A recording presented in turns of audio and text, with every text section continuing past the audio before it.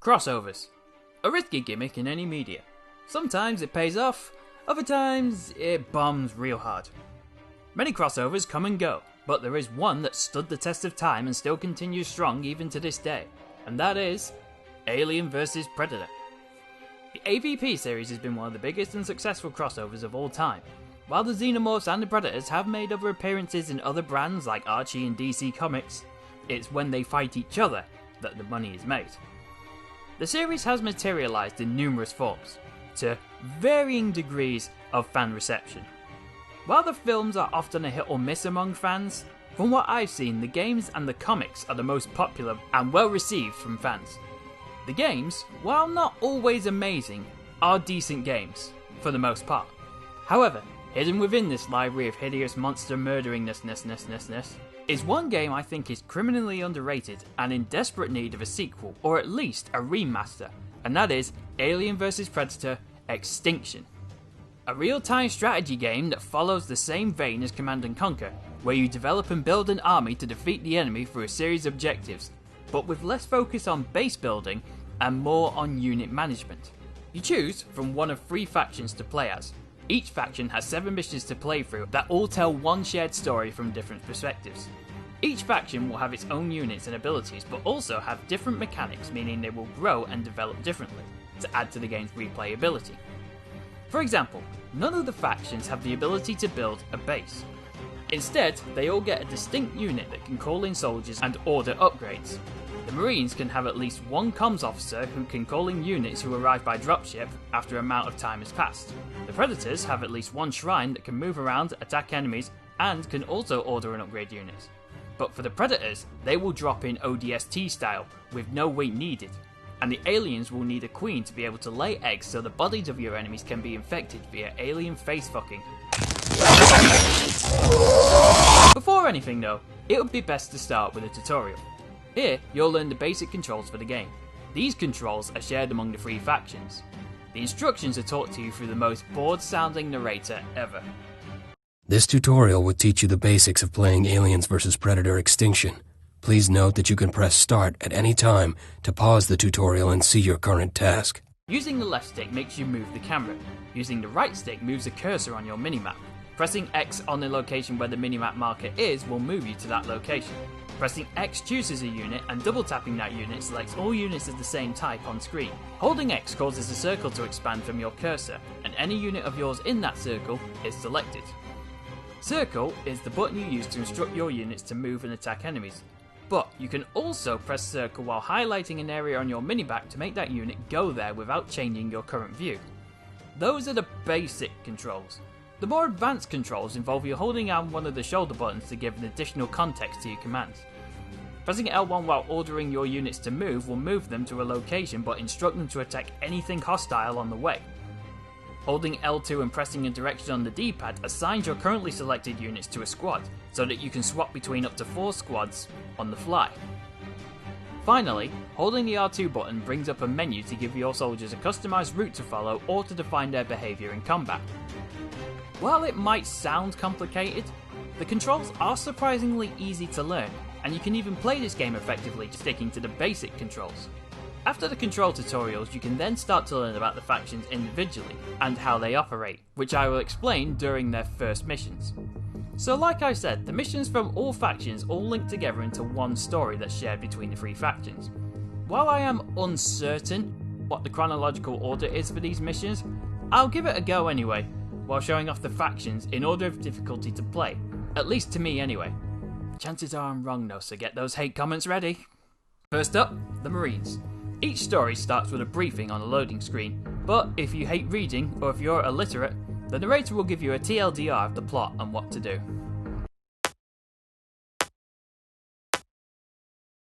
Miners have reported a vicious attack near a pipe assembly in your sector.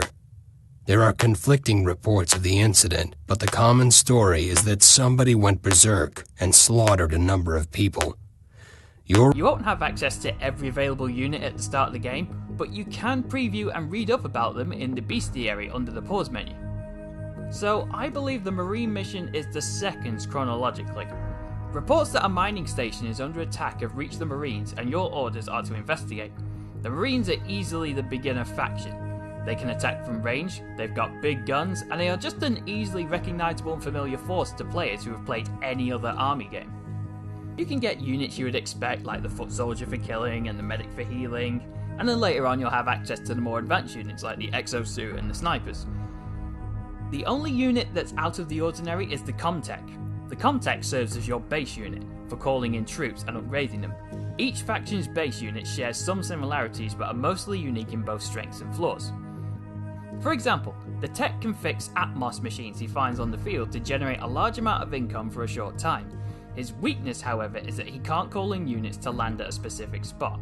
Instead, they'll land via dropship at the closest beacon to him after a countdown, which does actually lead to the second reason why the Marine Force is the most boring to play. The first reason? They're humans. Humans suck in any game. The second reason is, while the strength of the Marine Force is they are the most familiar for players, the main flaw is that there is a lot of stopping and starting with them. It's true that the Marines are tough and they can take a few hits, but they can't do it for too long. So after every fight there will be a moment where you take your money you've earned from killing the enemies to ordering new units, then waiting in one spot while they arrive as your medics heal the wounded, then waiting for the new units to reach you. It makes sense, I guess, because the Marines are the beginner-friendly faction, and it will give you time to get used to everything, control and mechanic-wise. But once you've memorised everything and learnt it all, these pauses still continue throughout the campaign, and continue to delay the action, which means it does get boring being a Marine. But if you're going to try this game, Marines are the best start. Next up, the Predators. In what I think is the third mission chronologically, a Predator clan have been given permission to go on a hunt on a planet where increased human and xenomorph activity has been detected, and to succeed, they need to gather 20 Xeno skulls. The first mission for each faction is the same premise of search and kill. But as the story goes on, you can expect the missions to vary in objectives slightly, from missions that require you to destroy a target, to escorting someone, to missions where you just have to survive. But all of them still follow the same premise of get fat dollar and build an army. The Preds start with shrines, hunters, preg guns and brawlers. Of course, each of these units will have their own pros and cons, but with this being the Pred units, they'll also have two unique features. In the case of the Preds, they can make themselves go invisible and can heal themselves provided they have enough energy to do either. Not only that, but each faction also earns money in different ways. In the case of the Predators, they will have to kill or remove the heads of enemies they've slain in order to get honor points to upgrade or call in reinforcements at the shrine. A nice touch of lore-friendly mechanics here is that the Preds won't remove the heads of enemies they didn't kill, as it would be dishonourable. At the same time, it's a bit of a tease because you'll see a few bodies lying on the map. Each faction also has a way to sense units hidden by the fog of war, but each faction does it differently. In the case of the Predators, they have to upgrade their vision at the shrine so they can see a specific kind of enemy. The Xenos can also sense enemies that are still alive in places they've been, and the Marines get the iconic motion tracker. Speaking of maps, the maps in general are kind of bland, partly because of the graphics, which aren't terrible. An effort was certainly put in, but you can see less effort was put into the maps. The main reason though is that the maps are empty. Sure, every now and then you might find something for the purpose of decoration or something related to an objective, but other than that, there isn't much else. No buildings to take cover in, no vehicles to hijack or commandeer, no hidden supplies or units hiding somewhere. The main thing you'll be doing is just strolling through the maps, and occasionally it will change colour or location, though sometimes the maps do have a nice little feature to them. Like in the Predator level, you'll eventually find a cave where the Xeno hive is, and in this area it will actually look like a cave rather than an ash-filled lava wasteland, though not that much different. The Predators, I would say, are the faction for advanced players. They are more advanced than the Marines, but not as tricky as the Xenos to play. Which brings me to what could be everyone's favourite faction, the Xenos. Xenos have arguably the mission that is first chronologically. Miners and explorers have dug into the cave where your nest is, and now is the time to breed. which then leads to the miners being slaughtered and the marines being called in, which then leads to the predators noticing the increased activity on this planet, which starts the hunt. At least that's what I think anyway. What about you? So I think the Xenos are the hardest faction to play because of their mechanics. As any Aliens fan will tell you, the Xenos need to give a host to one of their facehuggers so that a fully grown alien can be born. However, with this faction, you also need to evolve a queen. So, here's how it works. In this level, you get a few eggs, one Praetorian egg, and a drone. With almost any of the aliens available to you, you can use the gather command to instruct them to gather bodies or victims from one location and drag them back to the nest, so you can focus on other things. Once a host is close enough to an egg, the egg hatches and out comes the facefucker, which auto-attaches to the body. Then after a few seconds, out comes the chestburster, who goes into a cocoon. Then a few seconds later will become a fully developed alien, and the type of alien will depend on what the host was. Unless it's a facehugger from a Praetorian egg, because that will always make a Praetorian alien, which is the only alien that can evolve into a queen.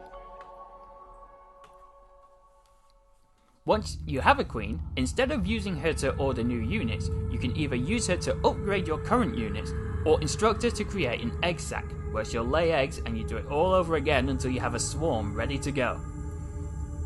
Confused yet? Well, if there's one thing I will say about this game is that while what I just described sounds complicated, once you put it into practice, it all clicks and connects together, and you pick it up really quick, and the tutorials do a great job of teaching it all to you. The aliens, at least for me, are the most fun to play. One of their strengths is that they can have the highest population count. Whenever you go to recruit a unit, you'll see this symbol. The number next to it shows how much of the population bar it's going to fill once they enter the field. So you need to put thought into who and what you're going to bring into the field. Obviously you don't have total control of what kind of Xeno you're going to get, so to make up for it, the Xenos get a higher population count. And I'll tell you what, I'm glad that's the case. Alright everyone, huddle up, we're gonna go and swarm the army base. You too, Queenie, you're powerful as fuck. Get in here, big girl. Alright, ready? Fly, my pretties, fly!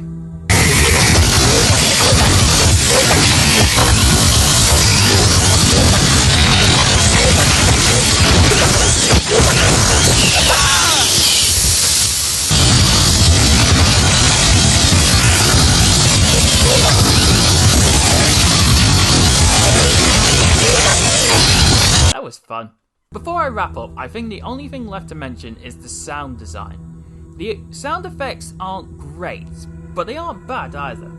They do what they're supposed to. They inform you what's happening on the minimap, they let you know when units are selected and when they're moving, and battles sound chaotic like they should. The music, on the other hand, is a bit odd. Each of the factions get their own soundtrack, but the music isn't constant. There'll be plenty of times in any level where it will be complete silence and then the score randomly picks up a bit and then goes quiet again. Oh my god! Despite this inconsistency, the music itself fits into the scenario of every level. Also, there are some times where the game kind of ruins the immersion, where multiple units heading to one location will either get stuck on something, or they'll create a conga line of death.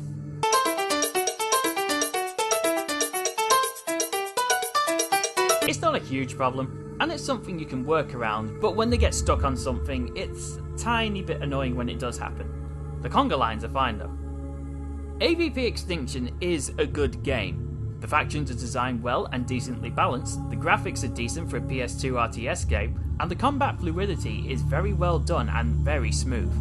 The controls are very easy to pick up, and there are several shortcuts that help you keep control of the action at all times. Its flaws aren't huge things that don't render the game unplayable or unenjoyable, but it may get a little bit boring if you're playing a faction that isn't your favourite, but that's what we come to expect when we're experiencing a game that has choice.